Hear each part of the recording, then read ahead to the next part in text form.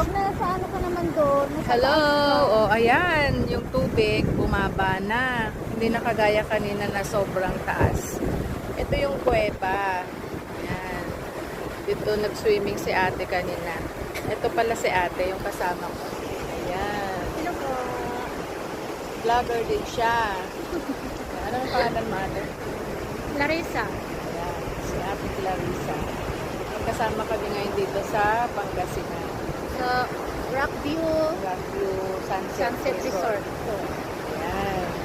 Aw. Linaw, Pangasinan. Ayan, oh.